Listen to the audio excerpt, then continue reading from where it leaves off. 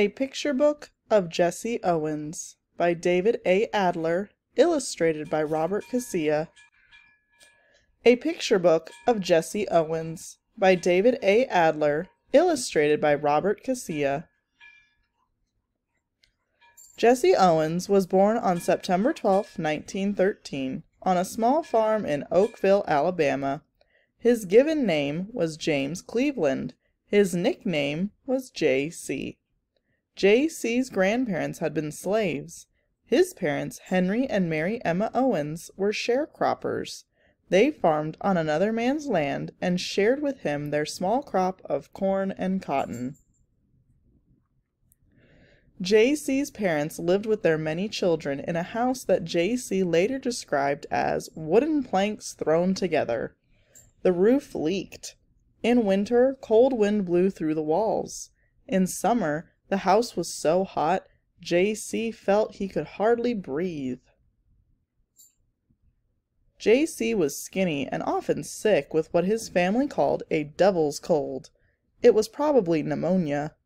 There was no money for doctors or medicine, so to cure J.C.'s illness, his mother wrapped him in cloth and put him by the fireplace. A large lump once appeared on J.C.'s leg. His mother cut it out with a hot kitchen knife. J.C. said later that's when he learned the meaning of pain. When J.C. was about 9, his family moved to what his mother said would be a better life.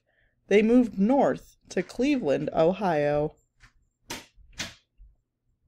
On J.C.'s first day of school in Cleveland, his teacher asked him his name. J.C. Owens, he said. She thought he said Jesse and wrote that in her book. From then on, he was known as Jesse Owens. In Cleveland, Jesse's father and older brothers worked in a steel mill. His mother worked washing clothes and cleaning houses. Jesse worked too, sweeping floors, shining shoes, watering plants, and delivering groceries. Even with the whole family working, the Owenses were still very poor. In 1927, Jesse entered Fairmount Junior High School. There, he met Charles Riley, a gym teacher and coach of the track team. Riley saw Jesse run in gym class and asked him to train for the track team. Because Jesse worked afternoons, he met the coach every morning before school. Jesse felt very close to Coach Riley and called him Pop. Coach Riley taught Jesse to run as if the ground were on fire. He said Jesse should train not just for the next race, but to be the best runner he could be. He told Jesse to always train for the future, for 4 years from next Friday.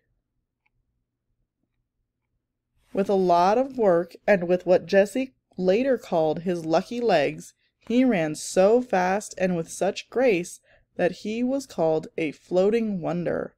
One newspaper reporter wrote that when Jesse Owens ran, it seemed like he was about to soar into the air. In 1928, Jesse Owens set the junior high school record for the long jump and the high jump. In 1933, he set the high school records for the long jump and for the 220-yard dash. He went to Ohio State University and was on the track team there, too.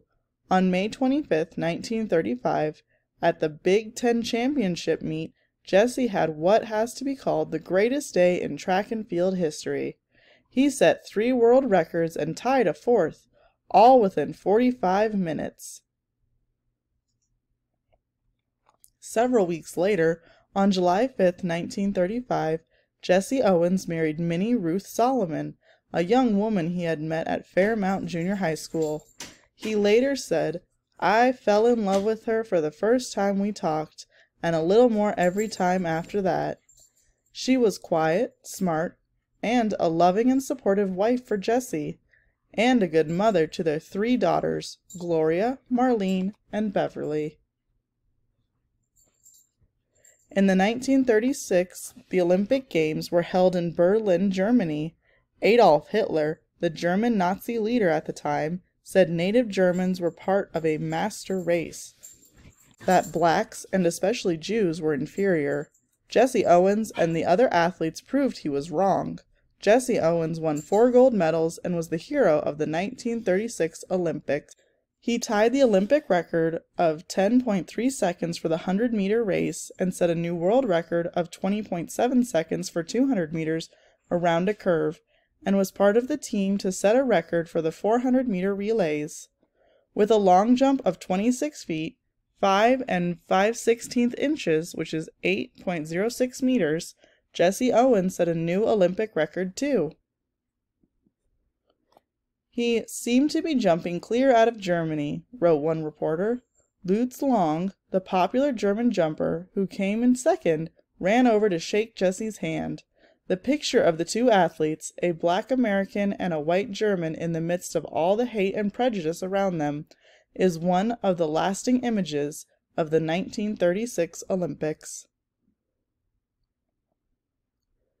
There was a parade in Cleveland to welcome Jesse Owens home, and in New York City he rode at the head of a ticker tape parade of the entire Olympic team. But there was prejudice too, and Jesse said later that when he returned to the United States, "I couldn't ride in the front of the bus, I couldn't live where I wanted." In the years following Jesse's great victories at the 1936 Olympics, he worked as a playground director, made speeches, appeared on radio programs, and led a band of black musicians. He started the Jesse Owens Dry Cleaning Company in 1938, but it went out of business a year later. He continued to run, too, in exhibition races against baseball players, cars, motorcycles, dogs, and horses. Years later, he wrote that sometimes those races made him feel more like a spectacle than an athlete. But he also wrote, "At least it was an honest living. I had to eat." Jesse Owens gave hundreds of speeches on the value of family, religion, and hard work. He was warm and friendly, and audiences loved to listen to him. Jesse Owens also wrote his autobiography and 2 books on issues facing the black community. In the first one, Black Think, My Life as Black Man and White Man, he wrote, "If the Negro doesn't succeed in today's America, it is because he has chosen to fail." 2 years later, in I Have Changed, he seemed more aware of the prejudice blacks faced every day and showed more understanding for those who fought for equality. For many years, Jesse Owens was called the world's fastest human, and he won many awards. In 1950, he was named the all-time greatest track and field athlete by the Associated Press. In 1976, President Gerald R. Ford gave him the Presidential Medal of Freedom. In 1979, President Jimmy Carter gave him the Living Legends Award. Jesse Owens died of lung cancer on March 31, 1980, in Tucson, Arizona. People all over the world were saddened as they remembered his great victories and his warm smile. The races Jesse Owens ran were not over in seconds, but the story of his rise from a poor sharecropper's son to a world hero has inspired young people to dream and to work hard to make their dreams come true. Author's notes. When Jesse Owens competed, the long jump was called the broad jump. There was a widely told story that Lutz Long gave Jesse Owens advice at the 1936 Olympics which helped him to qualify for the long jump. However, the reporters at the games do not believe that Long and Owens spoke before Owens' winning jump. On August 8, 1936, the day of the 400-meter relay race, the United States Olympic Committee pulled Sam Stoller and Marty Glickman, 2 Jewish runners, off the team. They were replaced by Jesse Owens and Ralph Metcalfe, both black. In 1936, there were many anti-Jewish laws in Germany. Many observers believe Stoller and Glickman were pulled from the team to save the Nazis the embarrassment of having them win gold medals. Soon after Jesse Owens won his first medal, one newspaper wrote, "Hitler snubs Jesse." The story spread that Hitler congratulated other Olympic winners, but would not shake hands with Jesse Owens because he was black. But the snub really came one day earlier. On the first day of the games, Hitler congratulated German and Finnish medal winners, but when Cornelius Johnson and David Albritton Black Americans won gold and silver medals for the men's high jump, Hitler left the stadium. After that first day, he didn't invite any of the medal winners to his private area to congratulate them. Important dates. 1913, born on September 12th in Oakville, Alabama.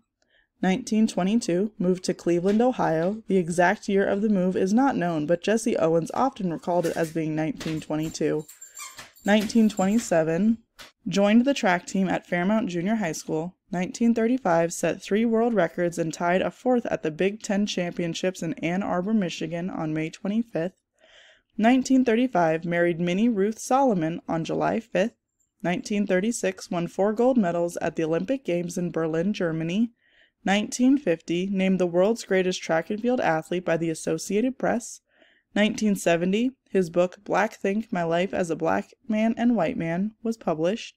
1972, his book I Have Changed was published. 1976, awarded the Presidential Medal of Freedom by President Ford. 1979, awarded the Living Legends Award by President Carter. 1980, died in Tucson, Arizona on March 31st.